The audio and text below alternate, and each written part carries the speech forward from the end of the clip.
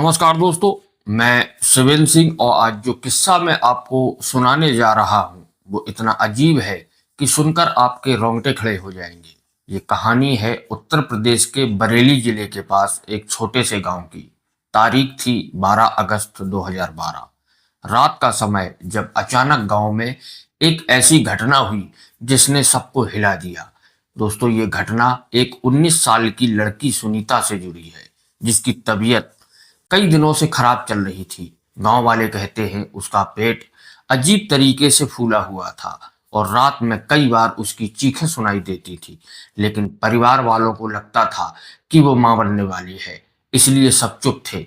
लेकिन उस रात करीब 12 बजकर 40 मिनट पर जो हुआ उसने पूरे गांव का माहौल बदल दिया।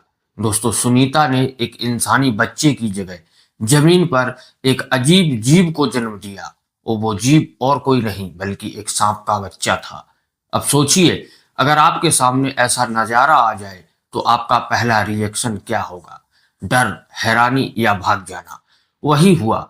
वहां मौजूद औरतों और दाई के साथ गवाहों का कहना है कि जो बच्चा सांप की शक्ल का था, उसका शरीर काला और सफेद धारियों वाला था। उसकी आंखें लाल चमक रही थीं और जीभ बार बार बाहर निकल रही थी। दोस्तों, जैसे ही उसे जमीन पर रखा गया, उसने फुफकार मारते हुए खुद को लपेटना शुरू कर दिया।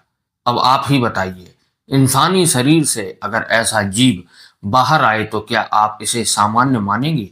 पूरा घर चीखों से गूंज गया। दाई ने तो डर के मारे हाथ जोड़ लिए और कहने लगी, हे भगवान, ये क्या जन्म हो गया। गांव के लोग भागकर घर के बाहर इकट्ठा हो गए। किसी ने कहा ये नाग नागिन का श्राप है, तो किसी ने कहा लड़की पर पहले से कोई प्रेत आत्मा का साया था। और दोस्तों, ये अफवाह यही नहीं रुकी। अगले ही दिन उसी घर के कुएं के पास एक बड़ा काला नाग दिखाई दिया और लोग डर से सहम गए और कहने लगे ये उसी सांप का पिता है, अपनी औलाद को लेने आया है।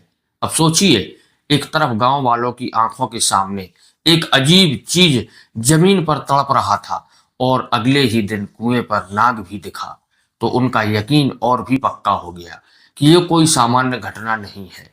लेकिन दोस्तों, यहाँ एक और पहलू है। जब ये खबर अखबारों और मीडिया में पहुंची तो डॉक्टरों की टीम जांच करने के लिए आई। उनका कहना था कि इंसान से सिर्फ एक इंसान ही जन्म ले सकता है, ये सब संभव नहीं है।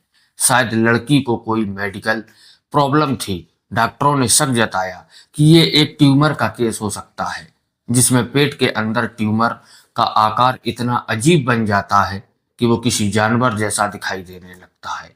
दोस्तों, विज्ञान अपनी दलील देता है, लेकिन अब आप ही सोचिए, अगर ये ट्यूमर था तो फिर इतने लोगों ने एक जैसी गवाही क्यों दी?